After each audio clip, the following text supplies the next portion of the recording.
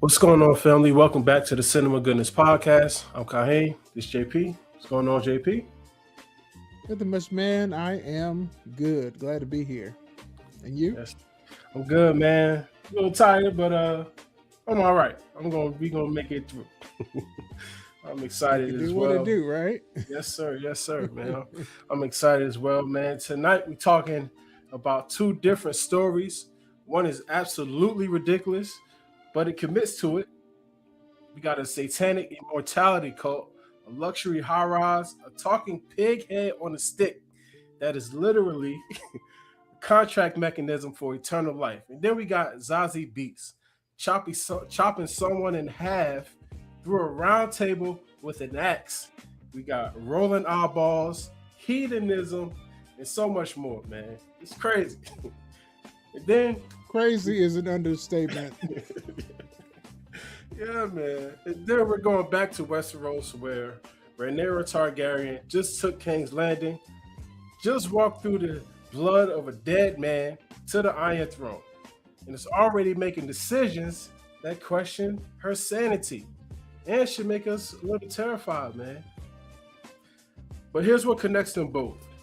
Both stories are about power, what people will do to get it, and what they become when they finally have it, and what it costs everyone else around them. Let's get into this cinema goodness, family.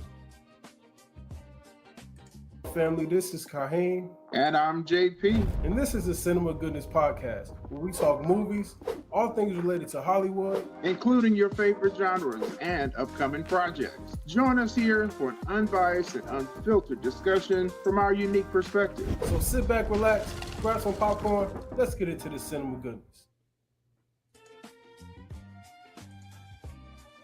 All right, man.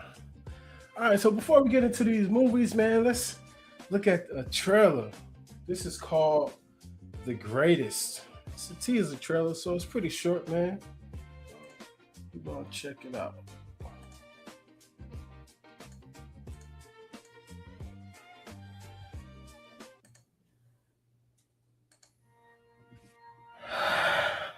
I'm the fastest.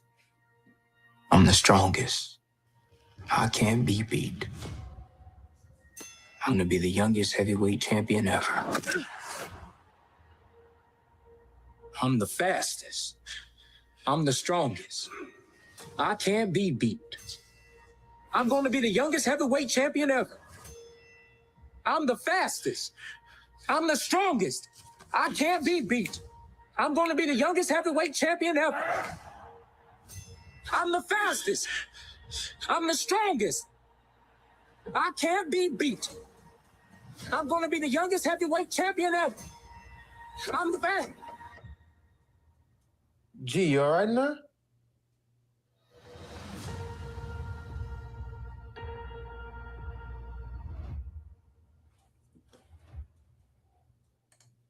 Okay, Michael B. Jordan.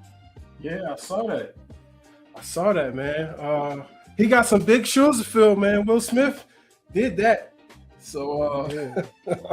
And I'm hoping that voice, gets a little closer because he was repeating those lines and I was like, okay, he not there yet. He not there just yet.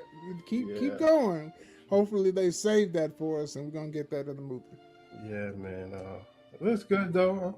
They do Muhammad Ali every few years, so yeah, like I said, he got some big shoes to fill, man.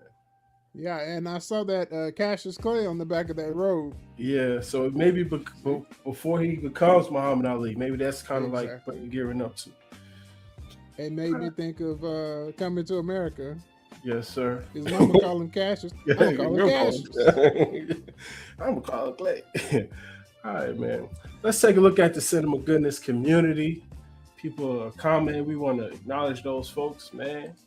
We got Dithy Mar James. This is in reference to our last video about walking to the Iron Throne. I read the image visually as an inversion or ill omen. The reflection Ill omen, I think, is what they meant. An ill omen. Ill omen. Okay, thank you. The reflection shows the opposite of the above image is literally a descent for Rhaenyra. It can also be read as the world being turned on its head by her rule. I would agree. I think that's a great assessment. Yeah, man. Knowing the source material, most definitely. A descent. Yeah. Man. Because we know, I mean, when it comes to the Game of Thrones, you cannot get attached to any characters. It's gonna be death and destruction in the end. Okay. Yeah, for sure. It makes a lot of sense. That's a great comment. I appreciate that. Yeah, man, that's a good one. Good one. All right, man. Let's go into our first film, man. They Will Kill You. They Will Kill You. Man, I was not expecting this at all. We reviewed it, the previews, the actual trailer looked great. You know, I was excited by that. I wasn't prepared. Yeah, for sure. I was not ready. Yeah, man. Well, let me get the synopsis. Go ahead. No, go ahead. With the synopsis, man. So, They Will Kill You 2026 follows Asia, played by Zazie Beetz, as she takes a housekeeping job at a mysterious New York high-rise, the Virgil. She's actually an ex-con infiltrating the building to rescue her younger sister, Maria. She quickly discovers the elite residents are a satanic cult who achieve immortality through ritual human sacrifices. Asia is forced to fight her way through waves of cultists. After a bloody, action-packed battle, Asia manages to destroy... spoiler alert. Asia manages to destroy the cult's central artifact, a demonically possessed pig's head, and slaughters the immortal residents. In the chaotic finale, again, spoiler alert, she fakes her sister's death to free her from the cult's contract. Man. All right, man. All right. Let me be clear about what this movie is before we go any further. It is ridiculous, bro. Like, deliberately, completely, unapologetically ridiculous. Like, if you go into this film looking for prestige cinema, you deserve to be disappointed. But if you go in looking for spectacle, I think it delivers. But I actually think the behind the scenes probably the making of the film was probably more entertaining than the film itself. Like, I feel like they had a lot of fun on that set making this movie. This is a movie where Satan is literally, you heard JP say it, a pig head on a stick. Beware the swine, my brothers and sisters. Beware the swine. don't eat it. But you know, if that's your thing, this is your type of movie. JP, you said going in, it caught you off guard. Like, what about it caught you off guard? Oh, you wasn't expecting it. You say you wasn't expecting it. I wasn't expecting it to be a slasher film. You know what's funny? The filmmaker that we interviewed a couple of shows ago, this kind of falls in his wheelhouse. Do you think? I think so. I think Brian would be interested in a movie like this. I saw some of that slasher, energy. This movie takes it to. I mean, if the top is 10, it takes it to 15. It's definitely gory. It's a lot of slashing. I was not expecting any of that. I didn't know what she was getting herself into. I didn't know what these beings were. I thought maybe they might have been vampires, but we come to find out that is not the case. They are just regular humans that have been made immortal, which to me sucks, because what's the point of immortality with no powers? Yeah. So yeah, I wasn't. First of all, okay. There's a scene in this movie where an eyeball. It was wrong. An eyeball. First of all, not only can the eyeball ambulate, it can move itself. Yeah. Disconnected from its human body, but it can use the muscle connected to the back of the eyeball to attach to the wall and then slingshot itself like across the room. Let me tell you, that was I think it was meant to be funny, but Yeah. whatever the case may be, I found myself laughing out loud watching this because it was so crazy. It was just hilarious. Yeah. So if something that surprises you and catches you off guard is something that you would enjoy, man, watch this movie. You will laugh. There is going to be some suspense.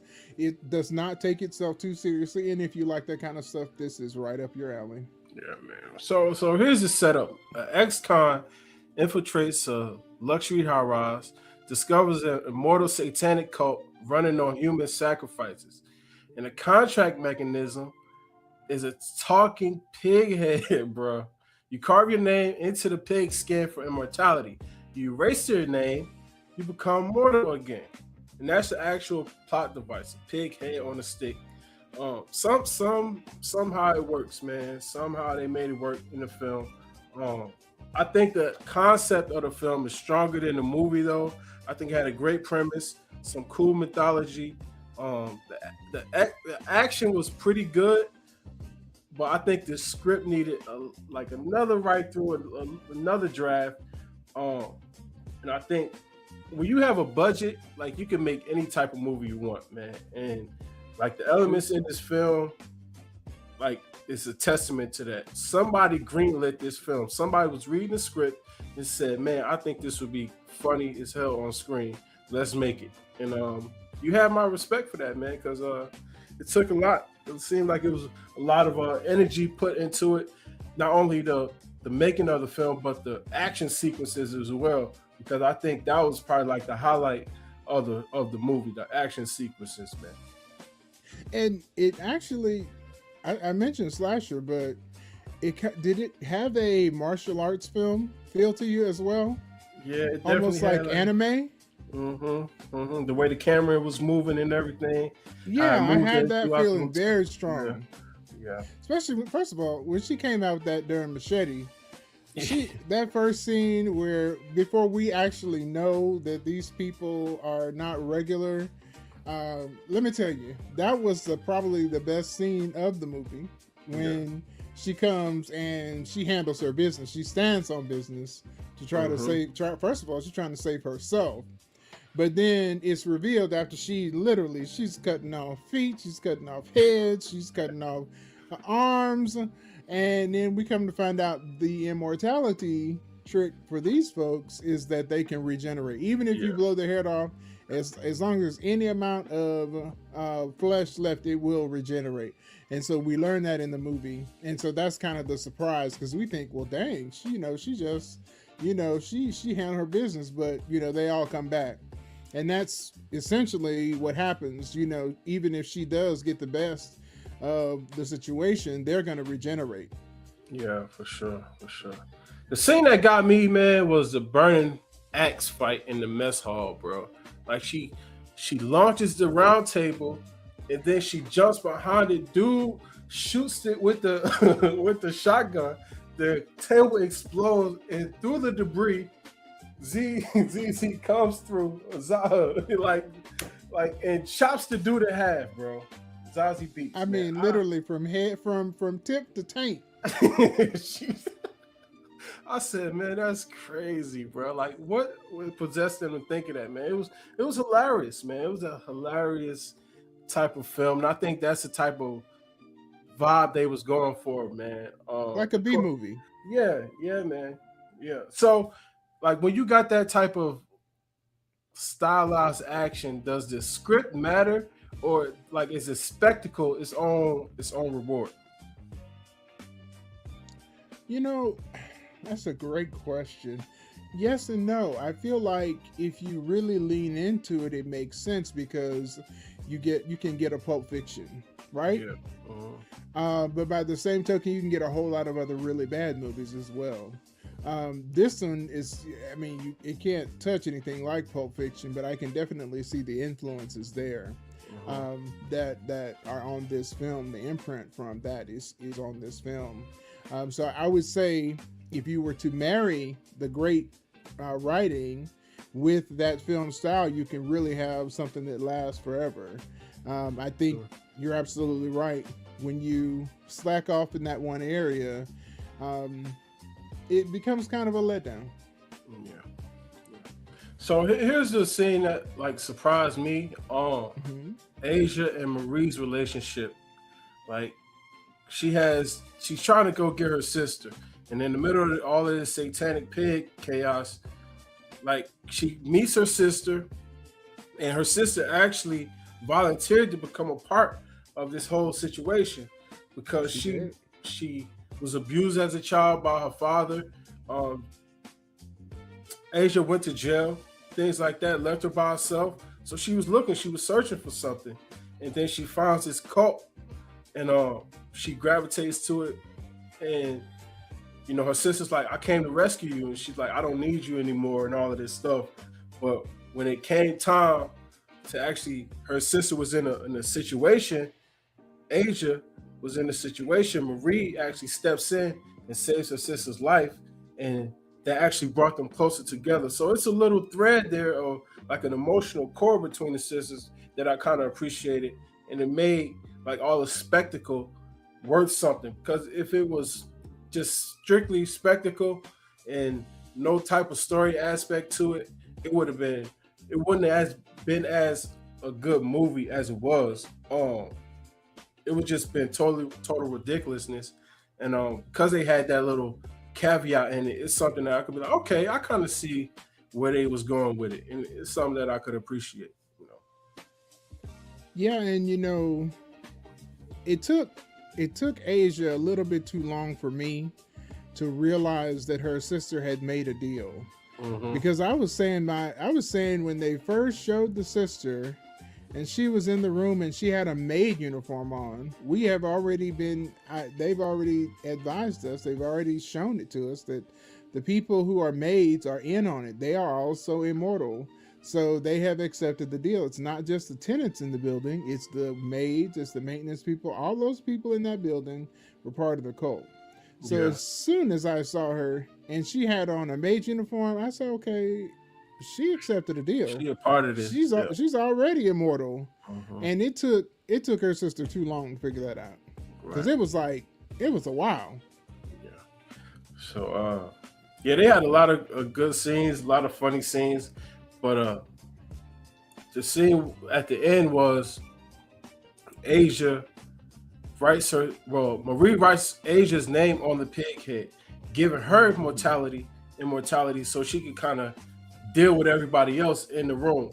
And then at the end, Asia, you know, she could have kept that immortality, but instead she swaps to Maria's name on the pig head, giving it back to her. You know, she gives the power back to her sister, and Asia walks away human. Now, last week we talked about Supergirl taking the darkness so Ruthie wouldn't have to. Now we got Asia giving her immortality back, giving away her immortality, kind of like a sacrifice. Like they got this. It's been like a common thread where sometimes the hero makes a sacrifice because, you know, they dealing with darkness, and then they actually understand it better than whoever they sacrifice for. And I think that's another thing that I can appreciate about the movie is it's a emotional thing that they kind of tied into it, and it just was a total spectacle, man. You know, it was cool, man. It was cool. And to say something about that, I mean, although Asia is an anti-hero in this, you can't really be a hero without sacrifice. I think that's part of it.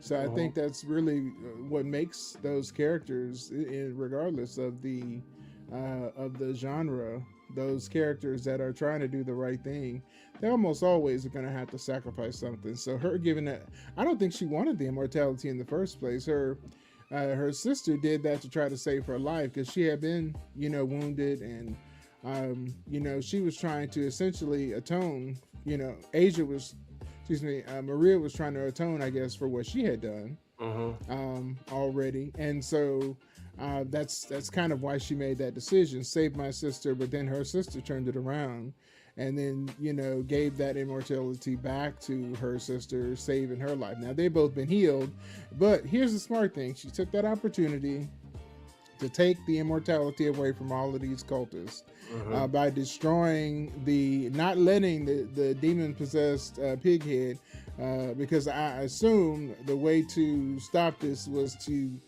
burn or destroy the pig head while that demon was in it. And so I think that was great. I wanted to see the whole building burn down. Yeah, because that's one thing I don't like. Sometimes characters do, they take half measures. No, this place is gonna regenerate, and they're gonna be victimizing somebody else. So burn it down, burn it to the ground, stop them from doing it again. And that was what she did by burning that pig head. I definitely agree with those actions. for sure. All right, man. So it's ridiculous again, but it's worth watching for Zazie Beetz and the action sequences alone. I feel like the script needed another pass. Some of the hallway fights get a little repetitive, but the spectacle over substance by design, I think it works. It's bloody, it's funny, and it's worth watching with your friends if you want to just watch a movie, kick back, and have a good time, and laugh, and just enjoy a nice little film. Absolutely. So, on that, I actually thought it was going to go in a different direction. Yeah.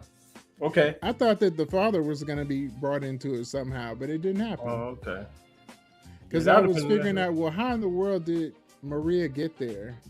But it didn't happen. I thought that might actually be a stronger direction to go, to kind of bring the father in, and that would kind of complete her whole revenge thing, because she started the movie out trying to kill her abusive father to keep him from abusing both her and her younger sister. Yeah. And they had this class issue where the rich are consuming the poor for immortality. So that's another thing that they kind of snuck in there. Like, you all got all these rich people who want to live forever, so they sacrifice the poor people, or the people they feel that are worthless or whatever, and that's how they keep their immortality. So that's a nice little thing that they snuck in there. Rich consuming the poor. So on that note, what would you give this film?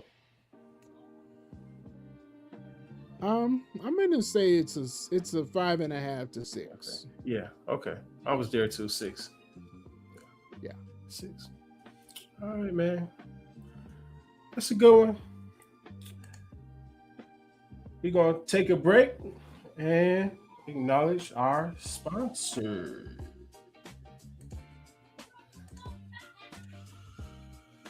All right, real quick, shout out to our people over at DNA Casual Apparel, because y'all know I don't play about a good tee. These aren't just blanks with a logo slapped on. DNA Casual does custom tees that actually mean something. Whether you want something laid back for the everyday, or something that reps who you are, where you're from, what you stand for.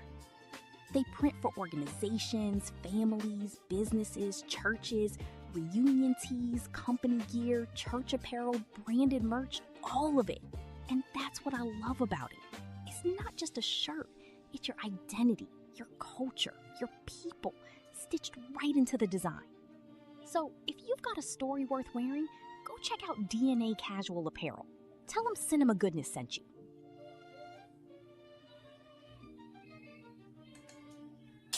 All right, man. Appreciate DNA. They actually got some shirts, man. I'm gonna be wearing them soon. Looks pretty good, man. All right. Excited. Yes, sir. Yes, sir. Let's move on to our feature presentation. House of the Dragon, Season 3, Episode 3. Ah, yes.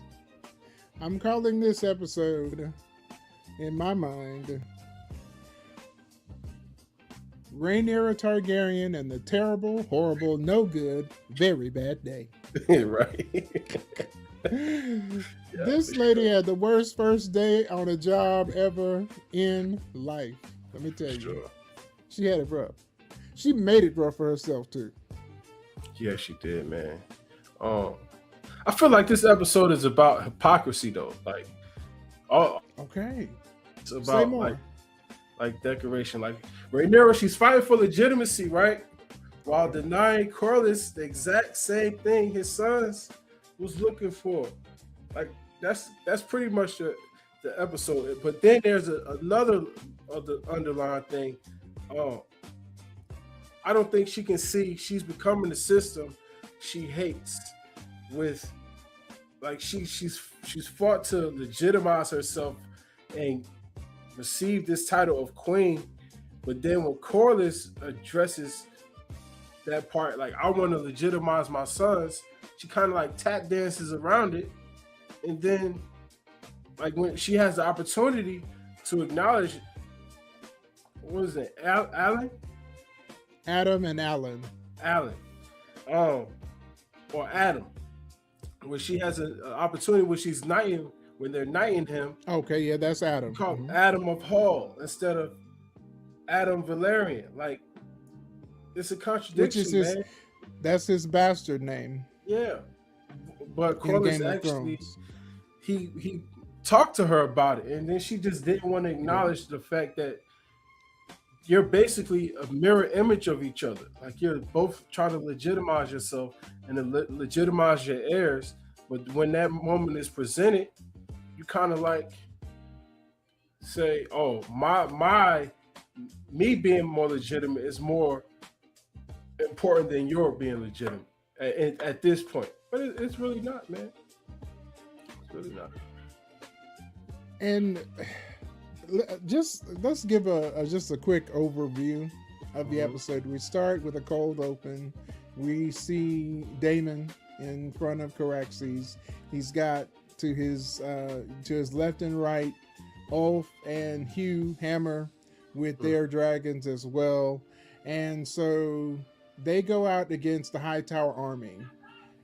Ormond Hightower is leading the Hightower army, and they have Darren, which is Alicent's son, her younger son, and he is a dragon rider because he's the son of Viserys.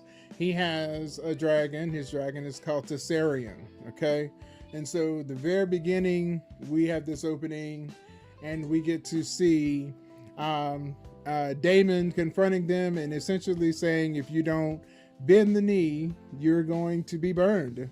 And, that'll be the end of this. There's no way that Tessarion, which is a smaller dragon on the Hightower side for the Greens, can do anything against 3 large dragons, no matter how many, soldiers they have there. They're dead to right. Daemon has the upper hand. Yeah, man. So he says, okay, you have to lay down your arms. Ormond Hightower bends the knee. He holds up his sword. He says the words that he's gonna give fealty to Rhaenyra. Yeah. And Daemon tells them, okay, you got to go back to Old Town, but you got to go a specific way. And then Daemon remembers. He never forgot, but he remembers that he needs Darren. And so they ask for Darren. This is a crucial scene right here, okay? This is before we even get into everything. We see this little white-haired kid, who Daemon, by the way, has never met before, okay? Right. Because he's out fighting wars, so he doesn't know what Darren looks like. He looks like a Targaryen kid, this, long white hair, and they take him hostage. And they leave. Yeah, man. Now I gotta say something about this. Well, let me keep doing the recap. So we get beyond that. Rhaenyra gets into her first day. She's having a bad day. On her first day, they have the small folk coming in with their request, which I don't understand why they did that on her first day. They was bombarding her, bro. They're bombarding her. Not to mention the Orkin man needed to come by because there was rats everywhere. Rats everywhere, bro. Everywhere she stepped, it was a rat. It was a rat. She was stepping on it, or it was running over her feet. There was even one in the Iron Throne. I mean, rats everywhere.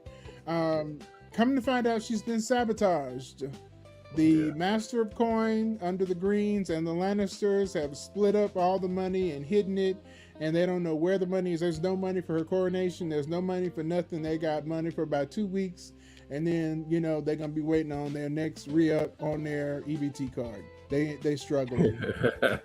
The small folk, because you got to remember there was a war happening, and Rhaenyra and the Sea Snake had a blockade. So the city was not getting in any shipments because of Rhaenyra. Gotta keep that in mind. It was her blockade that had the city starving. Yeah, for sure. So they have, all these shortages, and she's essentially taking the blame for this, figuring out what in the heck are we supposed to do.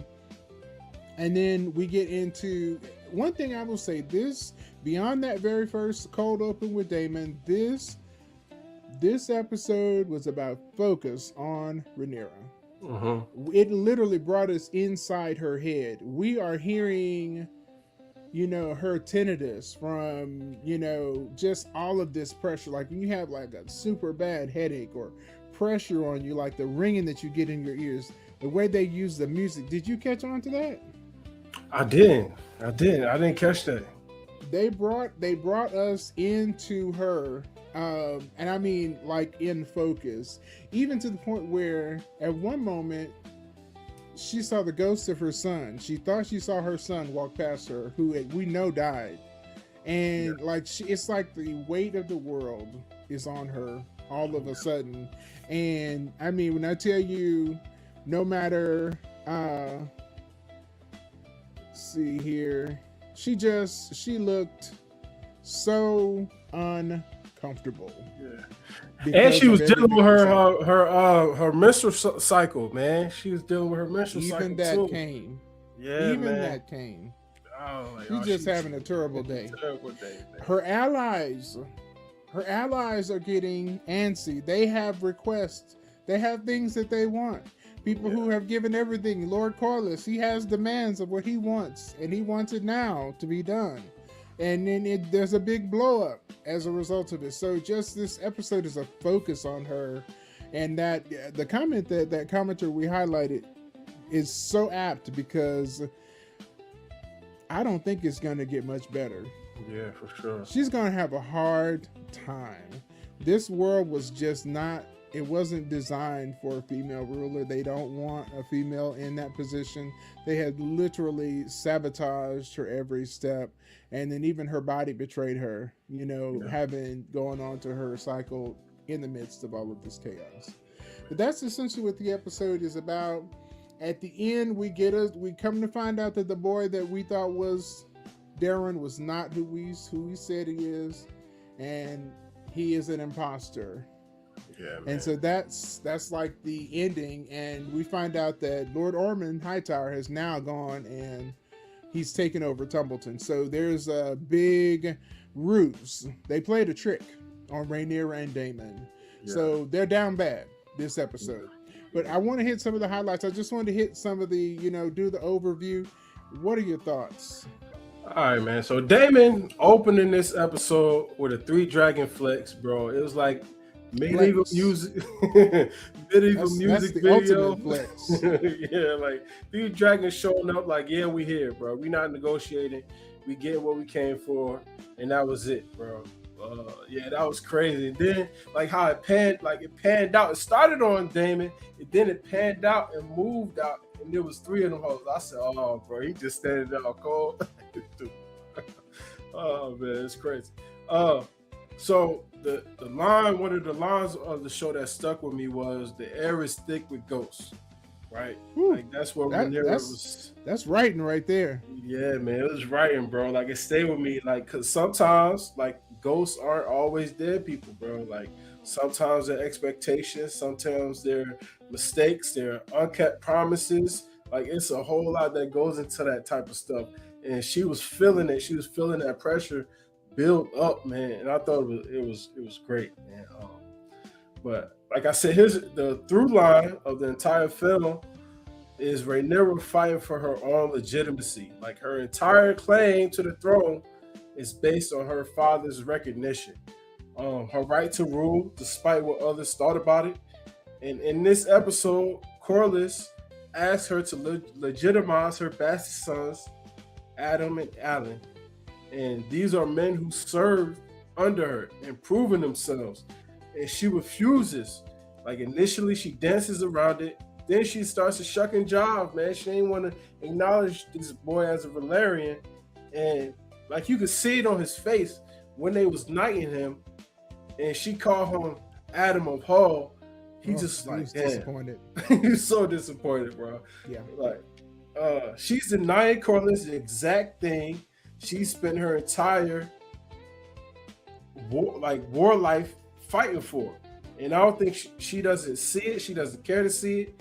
And that kind of makes me disappointed in her, because I feel like if you see somebody fighting this hard for legitimacy for their people and their heirs, like you should immediately see that, like as a queen, right there, bro. Like he's asking you, bro, like legitimize my sons, and she's like, I can't do it. It's not right now. It's not the right time. And then Corlys calls her out on it. He calls her son bastard to her face, like in that room. He calls her sons bastards, like, and how dare you? But then he lied. All three of them. All three of the oldest ones. All three of them. Like, but then he lied though. Like he didn't lie. Like, he didn't lie. Everybody knew it. Rhaenyra knew it, and I think that hit her. But I want to ask you: is Corlys the most honest person in King's Landing right now? Do you think he's the most honest person? No. Okay. I don't think he's the most honest person. I feel like, let me tell you, I see Corlys as, I see his side. I am on his side. I feel like that she should have immediately granted his request. I feel like they were both wrong and both right. And let me explain why I say that. One of the great lines from Game of Thrones is from Olenna Tyrell. And when she advised Daenerys Targaryen to be a dragon, that was probably the best advice. I don't care what advice Tyrion gave her. Lots of people think that Tyrion was a good hand of the queen. He was not. He gave her terrible advice, but I digress. Be a dragon was the best advice, and I wish I could scream it to this character, because she's so obsessed with trying to emulate her father. She's not being honest. She's not being honest with herself about what kind of ruler her father was. Yes, he was just. Yes, he was kind. Yes, he was level-headed, but he was ineffectual as well. Yeah. And her trying to come into the throne, this Iron Throne, knowing, it's not like she doesn't know that she's being challenged on every hand, not only because of being a woman, but also because of mistakes that she made. And let me pump my own brakes. This is why I say they're both right and they're both wrong. So I want you to stay with me now, like Ocho says, stay with me now, okay? Making the strong kids, although she was going outside of her marriage, is not totally her fault. We got to remember that Corlys's son, that he knew was gay, he married that boy to Rhaenyra, knowing full well, because you got to remember back, Corlys, in the beginning, when Viserion was dying, he was actually trying to get the Iron Throne for the family Valerian. So we got to remember that. He still has, that's why I say he's not the most honest, because I feel like he is also trying to push his claim that the Valerians should be on the Iron Throne. Now, he has pumped his brakes a whole lot. He's stepped back off of that. But in the beginning of House of the Dragon, he was really, really pushing that. He wanted to not only marry Rhaenyra to his son, but he tried to put Rhaenys on the throne as well. Right. So, you know, he has some ulterior motives. Although I love the Sea Snake, I love Corlys, I love his character. I'm definitely with Team Corliss, and I love that beautiful photo of him and his kids and grandkids. I love it. Right, By the right. same token, I'm honest enough to know that he's not being fully honest. So just like Rhaenyra knows that she had them kids out of wedlock, and she had those strong boys who she's calling, Targaryen. Yes, they are Targaryen from her. But she's calling them Valerian as well, knowing good and well Rhaenyra didn't have nothing to do with them boys. By the same token, Sea Snake put his son in that situation. That helps legitimize him. Yeah. That helps to put his family in a position to come to the throne, because if Rhaenyra makes a child with Rhaenyra and something happens to Rhaenyra, then that's the way to ascend to the throne, and then put family Valerian on that Iron Throne. Right. So it's important to keep those points in mind, because they impact decisions that are being made. Rhaenyra constantly questioning, as much as people are questioning her, I feel like she's still questioning herself as well. Yeah. She's very insecure about her sons. And this is where the Be a Dragon comes in. Trust me, like I said, I'm bringing the point around. If you're a dragon and you are decisive and you are the queen on the Iron Throne, who cares what the small folk are going to say? Right. Who cares what the moderate houses or the highborn houses are going to say? Legitimize your kids. Right. Legitimize those that have supported you. Because if they were in that position, they would use their power and they would legitimize them without a second thought. Right. You're so busy, Rhaenyra, and I'm on Team Black with Rhaenyra, more so on Corlys' side. But by the same token, you have the power. Why are you shrinking back now? That's why I said she's making bad decisions. Yeah, and for sure. Some of this is the writing, but she's definitely wrong in this, because she has her position to play. If you want yours to be legitimized, legitimize his, because y'all are both covering for each other. So now what she ends up having done, she's burned a bridge that she absolutely needs.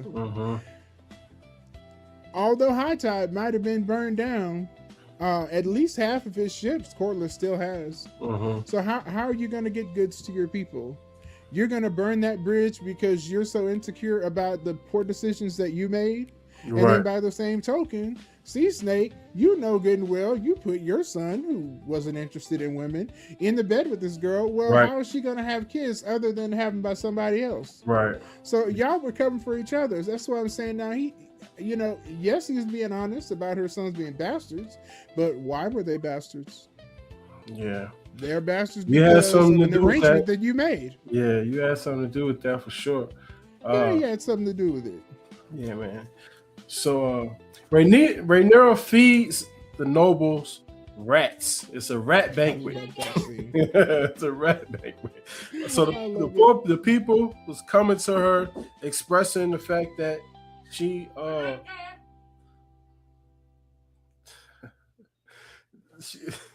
people was coming to expressing the fact that they was running out of food. They was poor. They needed food, and but Aegon hang all the rat catchers, right? Being dumb. So the rats was running wild in King's Landing, and they was killing the rats and eating them. But the rich people was hoarding food. Yeah. The food that the poor people could have eaten, they was hoarding it. Kept it all for themselves. It resulted in the poor people eating the rats. So Rhaenyra finds this out, and she has a rat banquet, bro. And she's and the people was like, what is this? What is this, man? This is what you've been feeding. This is what poor people have been eating in your kingdoms. So now you see how it feels. You see how disgusting this look. And it was a Robin Hood moment for her. And she actually came. I actually got back on her side in that instance, because I feel like she's trying to do her best, but she's still struggling with a lot. Her sons died and her father's dead. She has nobody to defer to that she feels that has her best interests at heart. Damon is there, but even he's trying to turn her into something that, you know, she's not, you know, so she's battling a lot on both sides, and is feeding into her intentions, and it's causing toxicity in her mental state. And it's sad to watch, man. Oh yeah. And this is, that moment is probably her highest moment. Mysaria, the advisor, she's like the Varys. She's wanting to do what's best for the realm, and she's always trying to be that voice of reason. So she's trying to push her to to consider strongly the troubles of the small folk. And when you were talking about those rats, I'm thinking about it like this: if the rats are that bad in the Red Keep, just imagine how bad those rats are out in Flea Bottom and out in the streets of King Landing. Yeah, and if you've been watching House of the Dragon or Game of Thrones, you know King's Landing is disgusting. They said you can smell it just coming up. Just imagine how bad it was out in the streets. So it was a high point for her to make that point to those people. She was being a dragon in that moment. And then what's so crazy, the next moment, she's like all these poor people and little small folk running her down. I would have said, this is my first day. If y'all don't get out of my face, it's not time to be dealing with this. I will get my hand, will make an appointment with you to come back. Why are you letting these people bedraggle you, literally chase you through the Red Keep? I mean, at one point she had people yelling toward there. I don't know any of the kings that would have allowed that. And that's why I'm like, why? She's having a very bad first day. Yeah, man. It's... Because she should not have even been accepting any requests on that first day. She should have just been getting her feet under her, getting a good assessment. But she's so delusional about trying to be like her dad that she's trying to do this on the very first day. Ma'am, you're not ready. You're not ready. Yeah, man. The thing about live is I just realized my camera was mirrored the whole time, so I've been backwards. What? It's just my eyes, man. I don't think nobody really gonna notice that, but I did. You good. You good. All right. I didn't see it. Yeah. So the Orman Khan, while Rhaenyra is playing diplomat, feeding nobles rats, fighting with Corlys about legitimacy, right? Orman Hightower has been pulling a fast one. You want to talk about that real quick, dog? Let me tell you, this is taking us back to the very that very first scene, and this con where we get this Darren. First of all, this is the plot hole of all plot holes, and I have to call it out because Damon, of all people, should know better. Yeah, this boy is got a dragon. Mm-hmm. You know he's a dragon rider. The dragon is there. And even, look at this picture, even Tessarion the dragon is confused. Like her? Because they're talking about Darren, and he's over there going like, who white baby is this? I mean, he's trying to figure out who they're talking about. That ain't my Darren, okay? And so... Hi, Daddy. Say hi, Daddy. Hi, Daddy. Whose goddamn white baby is that? That's what Tessarion was saying. And by the time we get to the end of the episode, when the con is revealed, they bring the mother in because, of course, you know, Rhaenyra is trying to be like her daddy. She wants to be just and kind, so she's been accepting advice from her prisoner, Alicent. And I'm gonna do her a kindness. I'm gonna send Darren to the wall. He's gonna take the black. And that girl gets in there to see this boy, and the look on her face, she was as white as a ghost. Yeah. She's like, that is not my son. And I mean, absolutely, it was whose white baby is Say this? hi, Daddy. Say hi, Daddy. Hi, Daddy. Whose goddamn white baby is that? Freaking exactly. Oh It was. man. Let me tell you, it was funny, but I gotta say, Damon should have known better. Yeah. One thing I would say about this episode reintroduced us to reckless, crazy Damon. Yeah.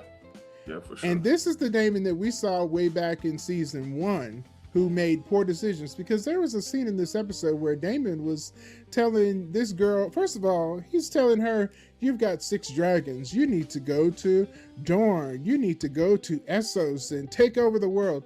Sir, Yeah. you have rats running across your feet. You have no money. Take You care have of a home. line of debt collectors out your door. Yeah, how are you talking about taking over the going across the sea to Dorne? What are you talking about, Damon? Yeah, man. He was being completely unreasonable. Yeah, man. He was, man. And his pride and his ego caused him to stop thinking. And this, like I said, I feel like it's a plot hole, but I do understand that this episode is also making us think back to the fact that Damon is kind of bipolar. When it comes to war and fighting, he's who you want. Dragon riding, he doesn't even have to give his dragon commands. Their bond is so close. But when it comes to like being a regular person, that's not his forte. You got to remember, he killed his wife in the Vale with a rock.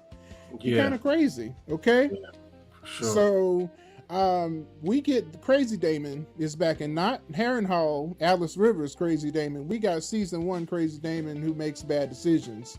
And you telling me that you took a dragon rider and the dragon didn't respond? Right. That is not how dragons in this world go. Yeah, man. He should have known when that dragon didn't respond, or at minimum, if you take that boy, you put him on your dragon and you fly away, Tessarion, if that had been his dragon, would have flown with them. Yeah. It would have followed them back to the Red Keep. Or you put him on his dragon and let him fly, and you go that way. But you leave a dragon And the dragon not gonna say nothing or do nothing. It's crazy. That should have been your first. It felt wrong from the jump, bro. Absolutely, to leave a dragon. Now, we got to make this point. The dragon handlers are there. So they had dragon handlers, because at the very end, we see the dragon handlers were trying to bring the dragon back. But it just didn't make a lot of sense. It felt they were trying to make it like a plot device, but I feel like it betrayed the lore. And that's a problem. When you have something that people are passionate about as much like this world, and it's based on actual books, you do a disservice when you make a mistake or decision. It's not a mistake, it's a decision. Because a lot of people, even people who haven't read the books, will tell you, well, now, this is odd. You telling me a dragon rider is going to be taken? Everyone else we've seen, they're very connected to their dragons. When they're having a confrontation with someone, those dragons are behind them. Like, Yeah. I wish the nigga would.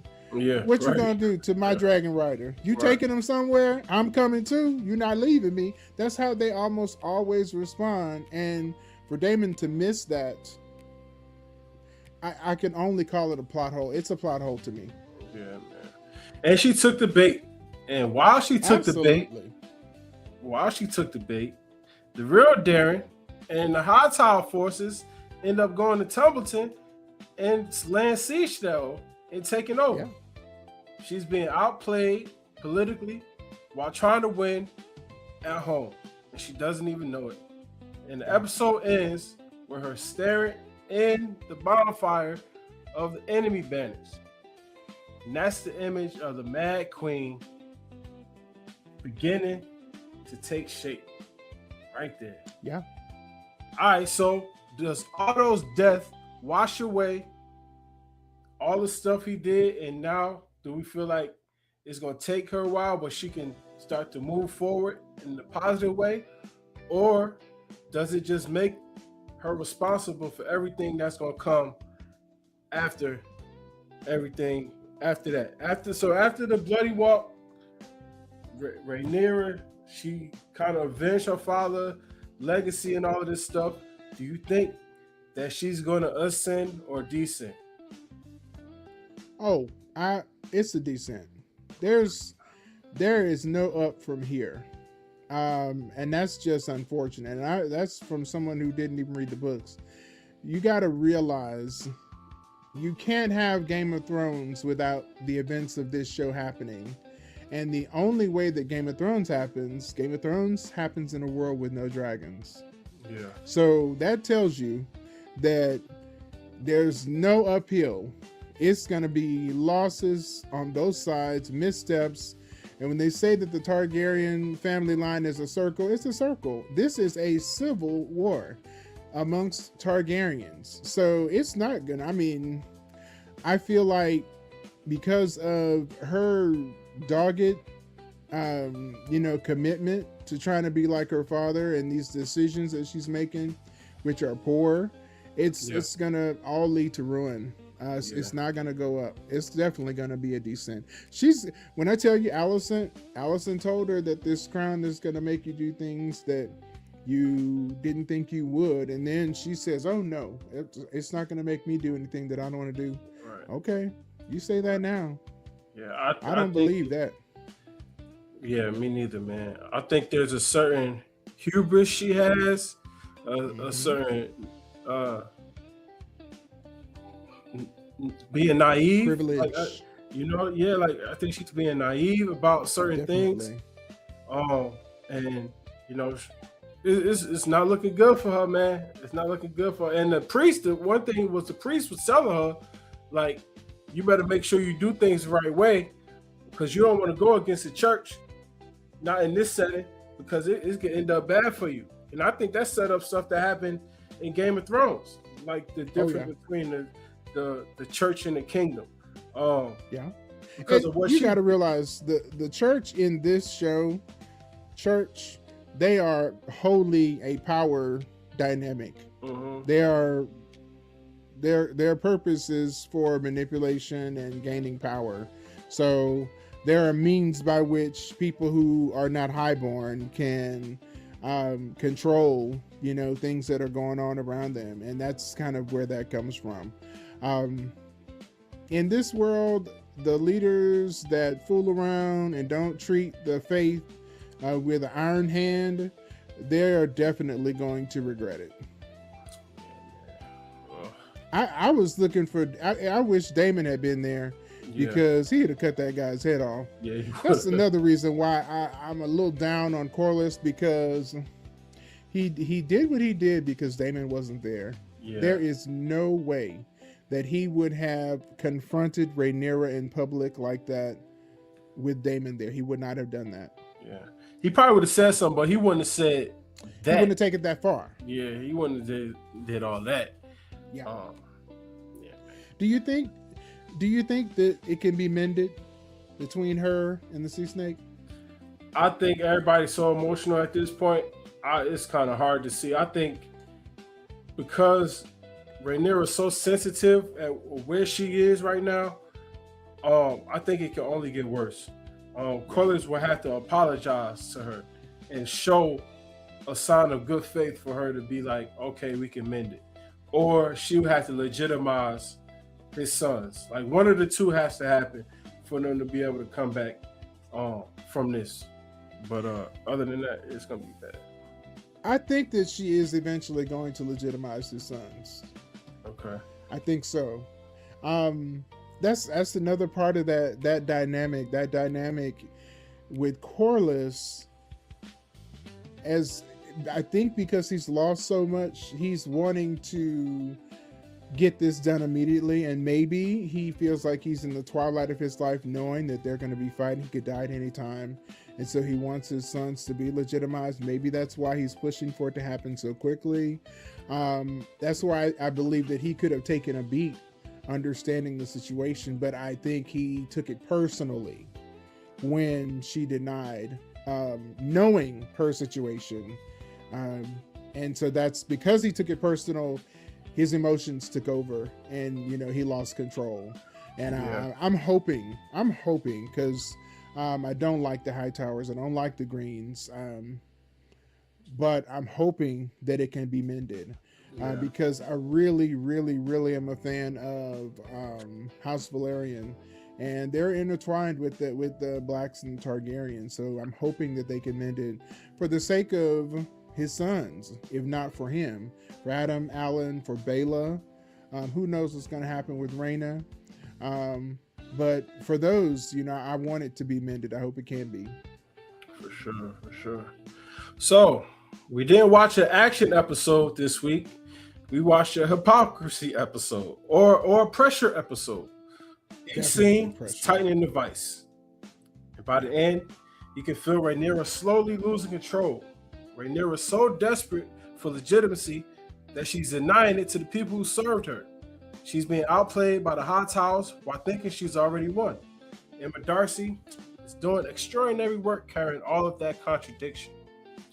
This is the episode where the Mad Queen turns. This is where the Mad Queen turn stops being possible and becomes inevitable. So tonight we talked about Asia giving up her mortality because she understood that power held selfishly destroys the person holding it. And Rhaenyra is learning that the lesson is in real time. She's losing power and destroying herself at the same time. She just doesn't know it yet. All right, man. Let's go to the Cinema Goodness Hall of Fame. All right. All right, who's your MVP? The MVP is definitely Emma Darcy. The strength with which she is carrying this particular episode, where it focuses singularly on her, it's really, really good. I think she's doing a great job. And let me also say, and this is probably going to be one of my others, just the focus in us bringing it into her head was really important. I love the way they created that space for us to kind of see how she was feeling inside. For sure. I like that. Most iconic moment. Oh, it's got to be. Ooh, okay. For They Will Kill You, the shooting through the table. First of all, launching the table in the air, and then jumping behind it. This is Zazie Beetz, and then one of the cult people shooting the table splits. She comes right down the middle with her sword, and she splits that man, like I said before, from tip to taint. Hilarious. I'm sorry, that's all I can think of. It's almost like a cartoon. It's crazy.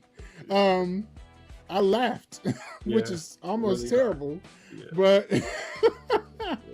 the one for House of the Dragon has got to be when Corlys confronted her about those sons. Yeah, for sure. Yeah. For sure. Unsung hero. Ooh, the musical score on this episode. Yeah. Now we review stuff, but as y'all watch things, I want you to every once in a while pay attention to what the music is doing. They were doing some stuff that I've never seen on a Game of Thrones or House of the Dragon episode, with the music, with the pressure, with the those sounds that they were making. I felt like I was in Rhaenyra's head, feeling the pressure of the kingdom. So they did a great job. Unsung hero. Cool. I got. What about you? Cool. I got the brother from They Will Kill You. What's his name? Yes. Ray Woodhouse. He was the wife of the head cult lady. Yeah, he was her husband. He was the husband of the head cult lady. Yeah, man. He ended up saving Zazie when she was about to get caught. Took her through the vents and all of that stuff. So he's an unsung hero. All right. Best emotional sucker punch. Ooh. You go first on this one. Let me think. When Corlys called her sons bastards to her face, and you saw it in her face, the reaction, like she didn't know what to say because she knew he was telling the truth, but it was kind of like she was tore up about it, and I was just like, damn. It wasn't a surprise though. Yeah, well, it's the fact that he said it in the way she took that. Like, oh, he really said this to me. And the audacity. Yeah. The gumption of you. The unmitigated gall. Yeah. Okay. That's funny. So, emotional. Man, this is a tough one for me on this episode. I'll give it to you. When she saw Jace walking past her in the hallway, that was eerie. Yeah. When she saw Jace, I mean, it stopped her in her tracks. Yeah. And she looked back. It was a boy that kind of looked like him. But pairing that with the quote that you gave, the air is thick with ghosts. Yeah, for sure.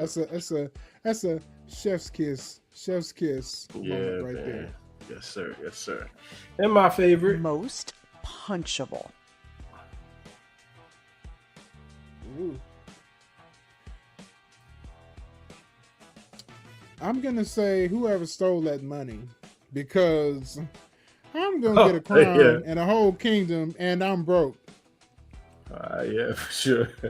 That's them sneaky Lannisters. That's probably how they got their money. By the time we get to Game of Thrones, they was thieves. Yeah, they stole all of it. That's crazy, man. For sure. Left them people with nothing. I got the talking pig head, man. Oh yeah. Oh yeah. Yeah, man. And you know that come from the Bible, right? When he went into the pig's head, he was quoting a scripture where he said, "Send the spirits into the swine." That comes straight out the Bible. Man, I don't know if that was CG or like mechanic. I don't know how they did that. It could have been CG. It could have been mechanical. I don't know. I don't want to look that up. All right, man. So tonight we watched two very different stories unfold about power. One was absolutely ridiculous, a satanic cult, immortality contracts carved into a pig's skin, women flying through a round table to chop someone in half. And the other one was a queen taking the Iron Throne she's been fighting for her entire life, and immediately making decisions that revealed exactly who she is. Here's what both stories are about, though. Power doesn't change you. It reveals you. Asia had immortality in her hands. She gave it back because she already knew who she was. Rhaenyra finally has a throne, and the first thing she does is deny someone else the legitimacy she spent a war demanding for herself. And maybe that's the question for you all tonight. When you finally get the thing you've been fighting for, what does it reveal about you? Ah, man, that's cinema goodness. Great episode. That's cinema goodness. All right, family. So if y'all enjoyed the episode, put it down in the comments. If y'all want us to watch, review, or check out anything, put that in the comments as well. We'll be sure to check it out. All right, JP, you got anything for the people tonight? No, man. I want y'all to keep watching, keep listening, share the podcast video through social media or any of the other platforms. We're on all of the major podcast platforms if you're listening to us. Thank y'all for joining us for another week of Cinema Goodness. Yeah, man, that's cinema goodness. We'll see you next time. You have a light that is out of this world, that is shine to be the richness that this world deserves. Much love, family. Be enriched. Peace.